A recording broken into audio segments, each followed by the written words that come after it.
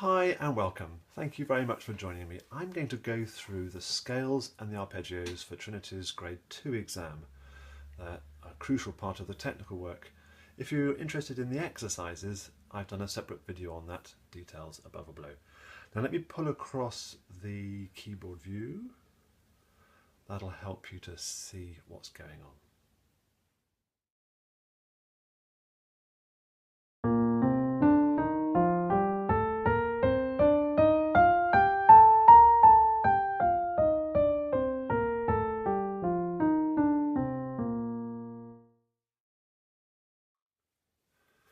Now that one, in the left hand, we start with the third finger. So we've got a group of 3 notes there and a group of 4 notes here. So it might be good to practice these groups up and down the piano. Can we go a bit faster? Meanwhile, the right hand. Now, once the right hand has got going, it's going to be the 4th finger on the B flat. So at the beginning it ought really be the 4th finger, but why do the 4th when we could do something else a bit more comfortable? So 4th, 3rd, 2nd, it really doesn't matter. And our hand positions for the right hand for B flat are going to be, we've got that hand position ending with a black key, and we've got that one. So just like we did before, let's just practice them as groups of notes. I wonder how fast we can go, get used to that feel. D major.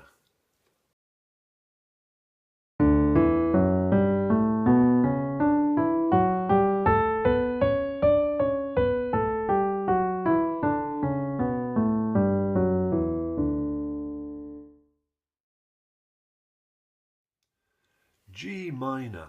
Now we have a choice of harmonic and melodic minor. I'll play them both here, but for the exam, choose one or the other.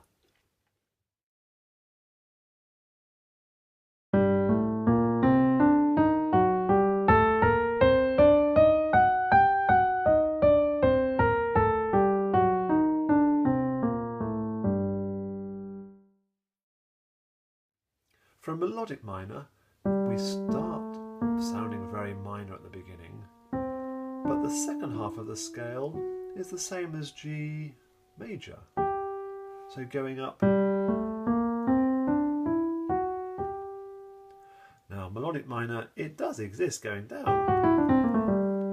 So don't think it doesn't, but for the sake of this exam, melodic minor means that going up, and it's the natural minor coming down. Do ask me if you want some more explanation of harmonic minors and melodic minors and natural minors. G melodic minor.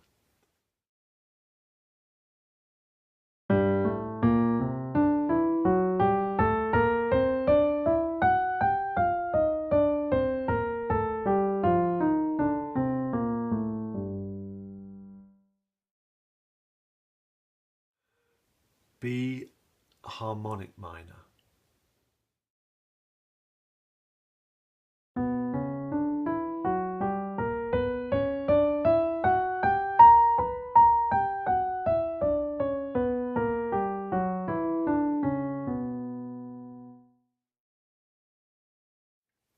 Now for the B harmonic minor, our left hand starts with a 4th finger, whereas our right hand starts with the thumb. So we get slightly different combinations going there, but our thumbs are together on an E. And for this group of notes, it's very often we find in scales that our long fingers are playing these long notes. Whoop. And for B, it's going to be that pattern, which is a bit awkward. So perhaps just wriggle around on those notes for a while.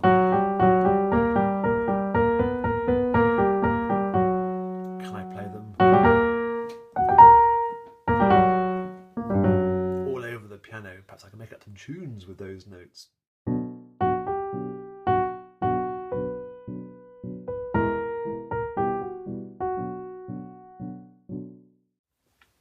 B melodic minor.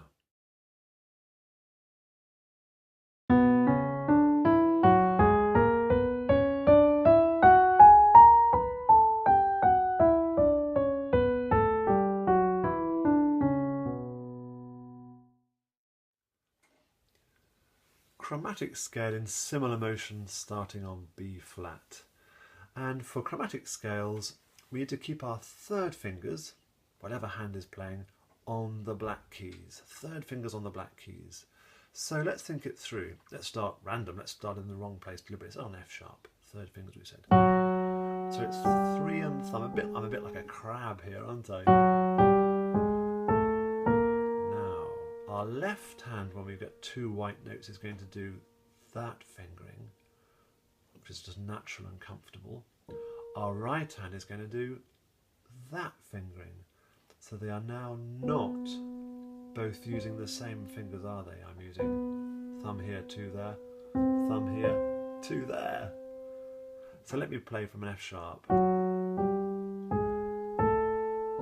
Different fingering here. 3s, 1s, 3s, different. Now let me play the scale for the exam.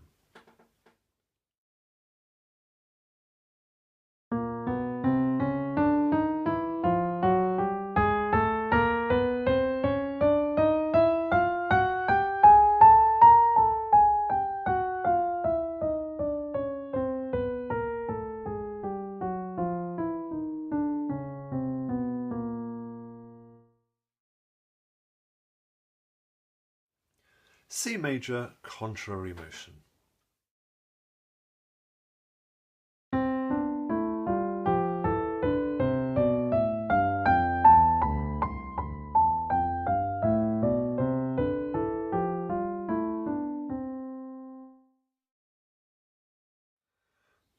One of the things I like about contrary motion for the C major is that we are using exactly the same fingers, aren't we? And that sort of helps somehow. It's a good one for playing with your eyes closed as well. Can you feel the keyboard and work out what you're doing? Let's now take a look at the arpeggios. These we only need to do hands separately. We're going over 2 octaves. Let's start with B flat major, and the right hand is going to start with like the scale, it ought really be the 4th, because that's what's going to happen in a minute. Start with whatever you like, I'm going to do. Let's do 4th just for the sake of the argument. And thereafter it's going to be 1, 2, 4. I hope you can see that 4th is the official, if you like, finger for the B flat. But as I'm pointing out to start with, make it easy for yourself. Perhaps the 3rd seems to fit me quite nicely. But 4th, if I want to have a nice logical sense to the pattern of it. It's 4, 2, 1, so why didn't I do that from the start? The left hand, meanwhile, is going to use 3, 2 and 1. There's not much room for manoeuvrability there. Okay.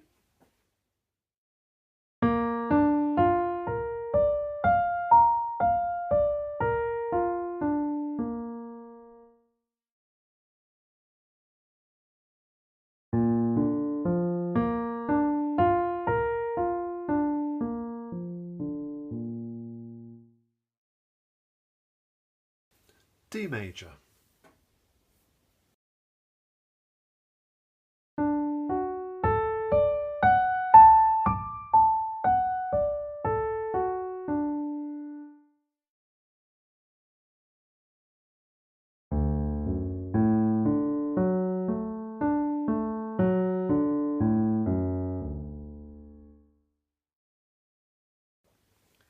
I notice in all these arpeggios the word legato is crucial here, so I'm making sure that wherever I have to do that passage of the thumb, wherever it happens to be, I really am linking up those notes, and it's getting the hand to stretch and leap about and find notes. Let's take a look at G minor.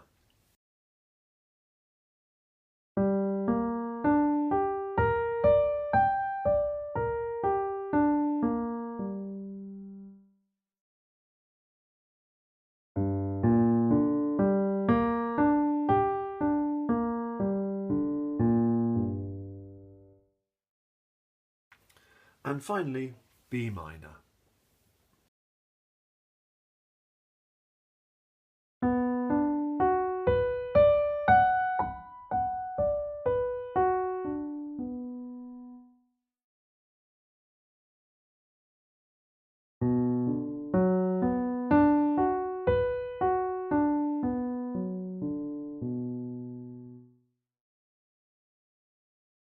I just used the third finger there, didn't I? And I think probably for most children, that's probably the best fingering. I have to admit, I quite like the fourth finger on the D. So if you've got an adult-sized hand, doesn't have to be an adult-sized hand, but I hope you know what I'm trying to say. Let's just think about using the fourth finger. Let's have a try at that.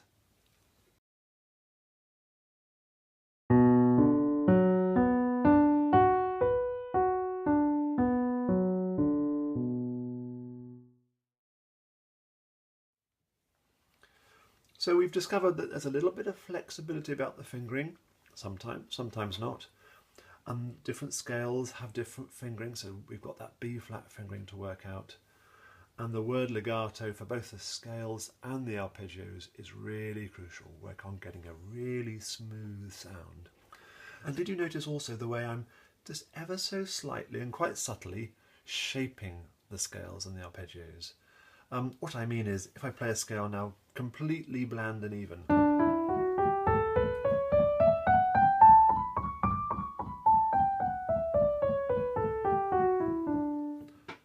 what I think is better and more musical is if we have a sense of going up and then coming down, a slight sense of rising to the top and coming down. Do I mean getting slightly louder? Yes, I think I do. Do I mean ever so slightly holding up at the end? I think I do, but it's very subtle. Try and bring it to life is what I'm basically saying. So here's D major with my brought to life version.